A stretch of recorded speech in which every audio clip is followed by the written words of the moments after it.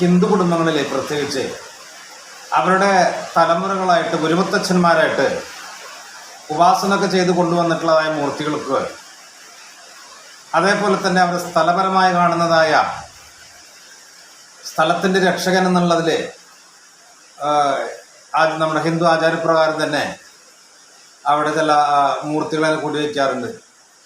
മണ്ണുടയൻ എന്ന് പറഞ്ഞിട്ട്, മണ്ണുടയൻ, ചാത്തൻ, അല്ലെങ്കിൽ കരിങ്കുട്ടി, പറക്കുട്ടി, ഗുളികൻ എന്നീ മൂർത്തികളെന്നൊക്കെ സ്ഥലത്തിൻ്റെ കാവൽക്കാരായിട്ട് സാധാരണ ഇരുത്താറുണ്ട്.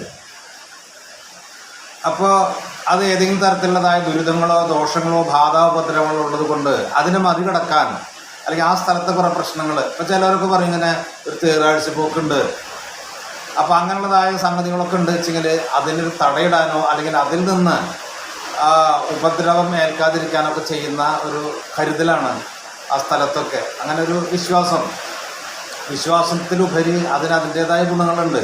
അപ്പോൾ ഇതിനറിയാത്തവർക്കൊക്കെ നമുക്ക് ഒന്നും പറഞ്ഞിട്ട് കാര്യമില്ല, വിമർശിക്കാം, അതിനെ വിമർശിക്കേണ്ട കാര്യങ്ങളെ വിമർശിക്കാവൂ. അപ്പോൾ ആ പൊടി വച്ചിരിക്കുന്നതായ ദൈവങ്ങൾക്ക് ഈ ഓണം, വിഷു, സംക്രാന്തി പറഞ്ഞു. അപ്പോൾ ഓണത്തിനാണെങ്കിൽ ഉത്രാടത്തിൻ്റെ അന്ന്, വിഷുവിനാണെങ്കിൽ അതിൻ്റെ തലേനാൾ, സംക്രാന്തിക്കാണെങ്കിൽ അതിൻ്റെ അന്ന് സംക്രാന്തിക്ക്, കർക്കിടക സംക്രാന്തിക്ക്, വിഷുവിനാണ് വെച്ചെങ്കിൽ അതിൻ്റെ തലേനാൾ. അപ്പോൾ ആ സ്ഥലത്ത് കുടി വെച്ചിട്ടുള്ളതായ മൂർത്തികൾക്ക് അവർക്ക് സാധാരണ കർമ്മം ചെയ്യാറുണ്ട്. പഴയ ആളുകളൊക്കെ അങ്ങനെയാണ്. ആ വിശേഷ ദിവസങ്ങളിൽ അവർക്ക് എന്തെങ്കിലും കർമ്മങ്ങൾ ചെയ്തിട്ടേ വീട്ടുകാരെന്തെങ്കിലും ഭക്ഷണം കഴിക്കുള്ളൂ. അത് എല്ലാ വർഷം അത് അവർ കൃത്യമായിട്ട് ചെയ്യുന്നതാണ്. അതിന് മുടക്കം വരുത്താറില്ല. അപ്പോൾ അതിനെ ആ സ്ഥലത്ത് ഇരിക്കുന്നതായ ദൈവങ്ങൾക്ക്, അല്ലെങ്കിൽ ഇപ്പോൾ ക്ഷേത്രങ്ങളാണെന്ന് വെച്ചെങ്കിൽ അവിടെ വർഷത്തിലൊരിക്കുള്ളൂ, അല്ലെങ്കിൽ ഇത്തരം ദിവസങ്ങളിലാണ് അവർ കർമ്മം കൊടുക്കുന്നതെങ്കിൽ അവർക്ക് ചെയ്യേണ്ട രീതികൾ എന്താണെന്ന് പറഞ്ഞാൽ അത് മിക്കവാറും ഉത്തമത്തിലുള്ള മൂർത്തികൾക്കായിരിക്കില്ല, മധ്യമത്തിലുള്ള മൂർത്തികളാവും ഉണ്ടായിരിക്കുക. അപ്പോൾ അവർക്ക് കളം കിട്ടിയിട്ട്, അല്ലെങ്കിൽ കളമില്ലെങ്കിൽ തവിട്, നെല്ല് കുത്തി വറുത്തിട്ടുള്ള തവിട്, ആ തവിട് കൊണ്ട് മദ്യം, അതേപോലെ തന്നെ ഗുരുതി ഇത്യാദികളൊക്കെ വെച്ചിട്ടാണ് അവർ കർമ്മം കൊടുക്കുക. അതേപോലെ തന്നെ വർഷത്തിലൊരിക്കൽ അവർക്ക് കോഴീനെ കലശം ചെയ്യുന്നൊരു പരിപാടിയുണ്ട്. കോഴീനെ അറുത്തിട്ട് അവർക്ക് കർമ്മം ചെയ്യുക. എന്നിട്ട് ആ കർമ്മം ചെയ്തിട്ടുള്ളത് ആ കോഴീനെ പാകം ചെയ്തിട്ട് അത് അവർക്ക് തന്നെ നിവേദിക്കുന്നതായ സംഭവങ്ങളൊക്കെ ഉണ്ടാവാറുണ്ട്. അപ്പോൾ അതൊക്കെ കൃത്യമായിട്ട് ചെയ്തു വന്നിരുന്നതാണ്. അപ്പോൾ അങ്ങനെ ചെയ്തു വരുമ്പോൾ അതിൻ്റേതായ ഗുണങ്ങളും ആ വീട്ടുകാർക്ക് ഉണ്ടായിട്ടുണ്ട്, അത് ഉണ്ടാവും. അപ്പോൾ അത് മറക്കാതെ പഴയ തലമുറയിലെ ആളുകളൊക്കെ പോയിട്ട് നോക്കുമ്പോൾ മറ്റുള്ള ചെറുമക്കൾ എന്ന് പറഞ്ഞാൽ അവരുടെ പേരമക്കളോ അവരായിട്ടൊന്നും ഇത്തരം ആചാരങ്ങൾ അനുഷ്ഠിക്കുന്ന ആളുകളൊക്കെ വളരെ കുറവാണ്. അപ്പോൾ എന്തിനും അത് കൃത്യമായിട്ട് ചെയ്തു വരുമ്പോൾ അതിൻ്റേത് ഗുണങ്ങളുണ്ടായിരിക്കും. ആ വീടിനോ വീട്ടുകാർക്കോ അങ്ങനെ കണ്ടുകൊണ്ടാണ് അതിനൊക്കെ ചെയ്തിട്ടുണ്ടായിരിക്കുക. അപ്പോൾ അതിന് മുടക്കങ്ങൾ വരുത്തുമ്പോൾ അവർക്ക് ഗുണം അല്ല ദോഷം ഉണ്ടാകുക. അത് പലതരത്തിൽ അവർക്ക് കുടുംബഛിദ്രങ്ങൾ പലതുണ്ടായിരിക്കും. അപ്പോൾ ആ മൂർത്തികൾക്ക് വർഷത്തിലൊരിക്കൽ കർമ്മം ചെയ്യുന്നത് ആ മുടക്കമില്ലാതെ ചെയ്യാനായിട്ട് നോക്കുക. അപ്പോൾ അവർക്ക് നമുക്ക് അധികം ഒന്നും ചെയ്യാനായിട്ട് പറ്റില്ലെങ്കിൽ, കോഴീനെ മേടിക്കാൻ പറ്റുന്നില്ല വെച്ചെങ്കിൽ അവരൊന്ന് കുളിപ്പിച്ച് വൃത്തിയാക്കിയിട്ട് അരിപ്പൊടി കൊണ്ടൊരു കളം ഇട്ടിട്ട്, ഇപ്പോൾ ചുവയ്ക്കാണെങ്കിൽ 16 അടിക്ക് കളം കിട്ടുക, 16 കള്ളിയിൽ, അതിൽ ചാത്തന്മാർക്കാണെങ്കിൽ 9 കള്ളിയിൽ, ഗുളികനോ ഗുരുമുത്തച്ഛന്മാർക്കോ ആണെങ്കിൽ 5 അടിക്ക് കളം കിട്ടുക. അപ്പോൾ ഇതിൽ ഈ പ്രത്യേകം അവരുടെ ഓരോ കുടുംബത്തിലും വെച്ച് ആരാധിക്കുന്നതായ മൂർത്തികളുണ്ട്.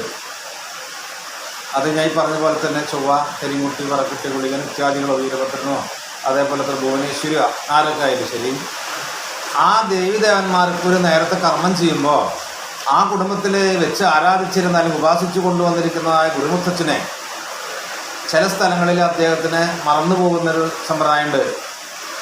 ആ ഗുരുമുത്തച്ഛനും കൂടി അതിൽ വരുമ്പോഴാണ് അവർക്ക് കൃത്യമായിട്ട് ആ കർമ്മം, അവർക്ക് കൊടുക്കുന്ന അന്നം ഭക്ഷിക്കാനായിട്ട് കഴിയുമോ.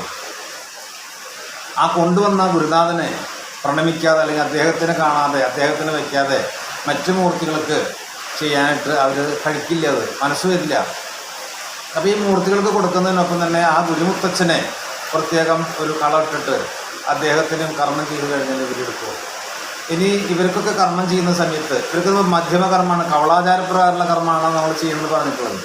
അപ്പോൾ ഇങ്ങനെ ചെയ്യുമ്പോൾ ഇതിനോടുകൂടി തൊട്ട് തന്നെ ആ കുടുംബത്തിൽ ക്ഷേത്രം ഉണ്ടെങ്കിൽ, അല്ലെങ്കിൽ അവിടെ ഉത്തമത്തിലുള്ള ഭഗവതിയോ മറ്റ് മൂർത്തികളോ ഉണ്ടെങ്കിൽ ഇവർക്ക് കർമ്മം കൊടുക്കുമ്പോൾ ചിലപ്പോൾ അവർക്ക് നിത്യം കർമ്മം കൊടുക്കുന്നതാവില്ല. അപ്പോൾ വിശേഷ ദിവസമാണെന്ന് പറഞ്ഞിട്ട് ഇവർക്ക് കർമ്മം ചെയ്യുമ്പോൾ അവർക്ക് കൊടുക്കാണ്ടിരിക്കുമ്പോൾ അവർക്ക് ഇവർക്ക് കഴിക്കാനും പറ്റില്ല. അപ്പോൾ ഉത്തമത്തിലുള്ള മൂർത്തികൾക്ക് ഉത്തമത്തിലുള്ള കർമ്മം ചെയ്യുക. അവല്, മലര്, ശർക്കര, പഴം, മുന്തിരി, കൽക്കണ്ട ഇത്യാദികൾ എന്നാണ് വെച്ചിട്ട് അവർക്ക് കർമ്മം ചെയ്യുക. അതിനി വെള്ളരി വയ്ക്കുന്നവരാണെങ്കിൽ വെള്ളരി മാത്രം വെച്ചിട്ട് അവർക്ക് നേദിക്കുക.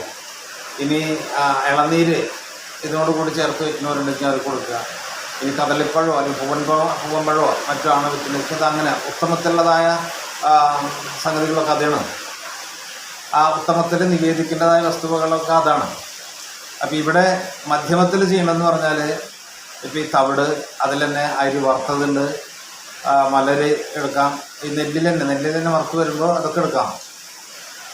അപ്പോൾ ഈ വറപ്പൊടി സാധനങ്ങളൊക്കെ അവർക്ക് നിവേദിക്കേണ്ടതാണ്.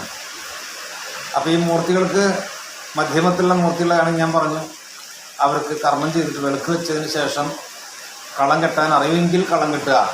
ഇല്ലാത്ത പക്ഷം അവർക്ക് ഓരോ നാക്കല വെച്ചിട്ട് ആ നാക്കലയിൽ അരിനെല്ല് വയ്ക്കുക. അതിനുശേഷം ഈ തവിട് വയ്ക്കുക. തവിടിൻ്റെ മീതയിട്ട് മലര്, അരി വറുത്തതോ പൊടിച്ചതൊക്കെ ആയിട്ടുള്ളതായ സംഗതികൾ അവർ വയ്ക്കണം. അത് വെച്ചതിന് ശേഷം അതിൽ ഒരു തിരി കത്തി വെച്ചിട്ട് 2-3 തിരി കത്തി വെച്ചിട്ട് ഏതാണോ മൂർത്തി വെച്ചെങ്കിൽ ആ മൂർത്തിക്ക് ഗുരുതി, കള്ള്, ബ്രാൻഡി ഇതൊക്കെ വെച്ചിട്ടാണ് അവരെ പൂജിക്കുക. അപ്പോൾ മന്ത്രങ്ങൾ അറിയില്ല വെച്ചാൽ തന്നെ അതൊരു പ്രശ്നമല്ല. ഇപ്പോൾ കരിമുട്ടിയാണ് വെച്ചാൽ കരിമുട്ടീനെ മനസ്സിൽ സ്മരിച്ചുകൊണ്ട് അദ്ദേഹത്തിന് ഇതിനെല്ലാം പൂജിക്കുക. അത് വിഷ്ണുവായാണെങ്കിൽ വിഷ്ണുവായിക്ക്, അല്ല ചൊവ്വയ്ക്കാണെങ്കിൽ ചൊവ്വയ്ക്ക്, അങ്ങനെ ഇവർക്കെല്ലാം കർമ്മങ്ങൾ ചെയ്യാം. അപ്പോൾ ഇതിനോടൊപ്പം തന്നെ കോഴീനെ കൊടുക്കുന്ന സമ്പ്രദായമുണ്ട്. അതിൻ്റെ ശേഷി ഇല്ലെങ്കിൽ ഒരു കോഴീനെ മേടിക്കാൻ പാവില്ലാത്തവരൊന്നും ഉണ്ടാവില്ല, എങ്കിലും ചിലപ്പോൾ അതിന് പറ്റാത്തവരുണ്ടാവും. അപ്പോൾ അവർക്ക് ഗുരുതിയിൽ ചില ഗുരുസി എന്നൊക്കെ പറയും. ഗുരുതി നമ്മൾ പഠിക്കുന്ന പോലെ ഗുരുതി എന്ന് പറയാം.